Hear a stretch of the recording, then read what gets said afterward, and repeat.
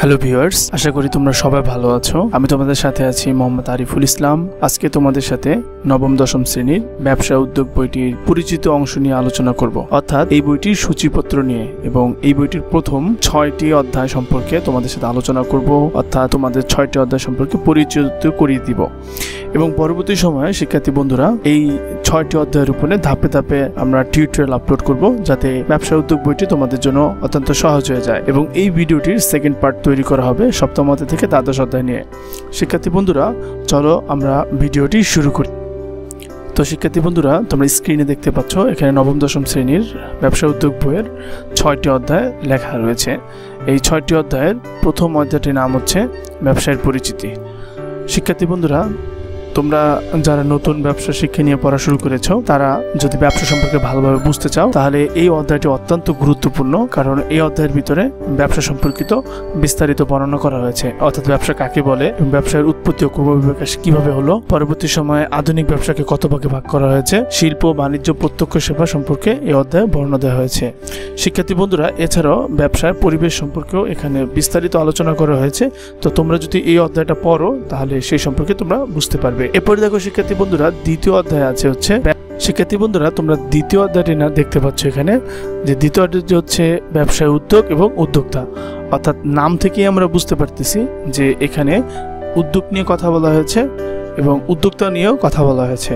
অর্থাৎ এই অধ্যায়ের ভিতরে উদ্যোগ, উদ্যোক্তা এবং উদ্যোক্তার গুণাবলী এবং একটা দেশে উদ্যোক্তা কিভাবে অবদান রাখে, উদ্যোক্তার ঝুঁকি, এইগুলো নিয়ে আলোচনা করা হয়েছে। শিক্ষার্থী বন্ধুরা, এখন আমরা কথা বলবো হচ্ছে তৃতীয় অধ্যায় নিয়ে।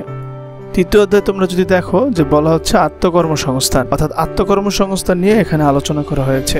এখানে আত্মকর্মসংস্থান কাকে বলে, অর্থাৎ নিজের কর্মসংস্থান করাকেই আত্মকর্মসংস্থান বলে। এখান থেকে বেশ কিছু প্রশ্ন বিগত বোর্ডে এসেছে বা দেখা গেছে যে অবজেক্টিভও আসে, এবং বাংলাদেশের কত শতাংশ যুবক যুবতী আত্মকর্মসংস্থানে নিয়োজিত, এগুলো নিয়ে এখানে বিস্তারিত আলোচনা করা হয়েছে।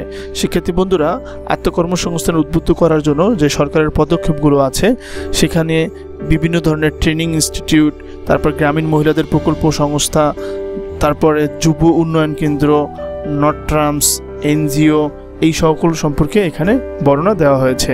চলো শিক্ষার্থী বন্ধুরা, এবার আমরা আলোচনা করি মালিকানা ভিত্তিতে ব্যবসা সংগঠন, যেটা তোমাদের ব্যবসা উদ্যোগ বইয়ের চতুর্থ অধ্যায়। শিক্ষার্থী বন্ধুরা, মালিকানা ভিত্তিতে ব্যবসা সংগঠন অধ্যায়ে এক মালিকানা ব্যবসা, অংশীদারি ব্যবসা, কোম্পানি ব্যবসা, সমবায় ব্যবসা, রাষ্ট্রীয় ব্যবসা সম্পর্কে আলোচনা করা হয়েছে। তোমরা যদি মালিকানার ভিত্তিতে যে ব্যবসা সংগঠনগুলো আছে এইটা ভালোভাবে বুঝতে চাও, তাহলে এই অধ্যায়টা তোমাদের জন্য পড়তেই হবে। কারণ হচ্ছে এই অধ্যায় সম্পর্কে যদি তোমরা ভালোভাবে না জ্ঞান রাখো, তাহলে দেখা গেছে যে মালিকানা ভিত্তিতে ব্যবসা সংগঠন তোমরা বুঝতে পারবে না। শিক্ষার্থী বন্ধুরা, এটা তোমাদের জন্য খুব ইম্পর্টেন্ট একটা অধ্যায়, যা আমি চাই যে তুমি এই অধ্যায়টা সম্পর্কে ভালো ধারণা রাখো। যেরকম এক মালিকানা ব্যবসা কাকে বলে, এক মালিকানা ব্যবসা কোন ক্ষেত্রে ইম্পর্টেন্ট, তারপরে হচ্ছে অংশীদারি ব্যবসা কাকে বলে, অংশীদারি ব্যবসার চুক্তি কি, অংশীদারি ব্যবসা বিভিন্ন ধরনের প্রকারভেদ আছে, সেই প্রকারভেদগুলো নিয়েও তোমরা এই অধ্যায়ে আলোচনা করা হয়েছে। এক্ষেত্রে আবার কোম্পানি ব্যবসা আছে, কোম্পানি সংগঠন নিয়েও এখানে আলোচনা করা হয়েছে। তো এগুলো সম্পর্কে তোমাদের বিস্তারিত জানতে হবে। পাশাপাশি কোম্পানি, সংগঠন, সমবায় ব্যবসা, এরপরে রাষ্ট্রীয় ব্যবসা সংক্রান্ত আলোচনা করা হয়েছে। তো এগুলো সম্পর্কেও তোমাদের জানতে হবে শিক্ষার্থী বন্ধুরা। এরপরে দেখো শিক্ষার্থী বন্ধুরা, আমরা আলোচনা করব হচ্ছে পঞ্চম অধ্যায় নিয়ে, ব্যবসায়ের আইনগত দিক। অর্থাৎ ব্যবসার যে বিভিন্ন আইনগত দিক আছে, সেই আইনগত দিক নিয়ে এই অধ্যায়টি আলোচনা করেছে।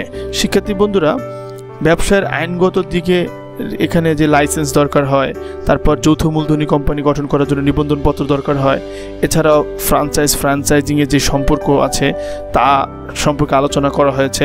এরপরে মেধা সম্পদ, প্যাটেন্টস, পণ্য প্রতীক, ট্রেডমার্কস, এরপর রেজিস্ট্রেশন, এরপর Bangladesh standards and testing institution BSTI সম্পর্কে আলোচনা করা হয়েছে এই অধ্যায়টিতে। শিক্ষার্থী বন্ধুরা, এই অধ্যায়ের শেষের দিকে বিমা সম্পর্কে আলোচনা করা হয়েছে। জীবন বিমা, নৌ বিমা, দুর্ঘটনা বিমা, অগ্নি বিমা সংক্রান্ত আলোচনা এখানে করা হয়েছে। শিক্ষার্থী বন্ধুরা, এরপরে যদি তোমরা দেখো যে তোমাদের ষষ্ঠ অধ্যায়, অর্থাৎ ষষ্ঠ অধ্যায় হচ্ছে ব্যবসা পরিকল্পনা নিয়েও এখানে আলোচনা করা হয়েছে।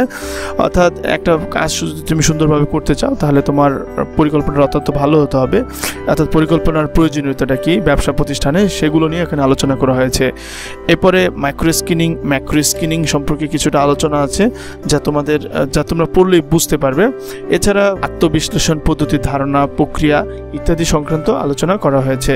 শিক্ষার্থী বন্ধুরা, অনেকেই আছে যারা কিনা ব্যবসা উদ্যোগ বইটিকে ফিনান্স, ব্যাংকিং পাশাপাশি হিসাব বিজ্ঞানকে যতটা গুরুত্ব দেয় কিন্তু ব্যবসা উদ্যোগ বইটিকে ততটা গুরুত্ব দেয় না।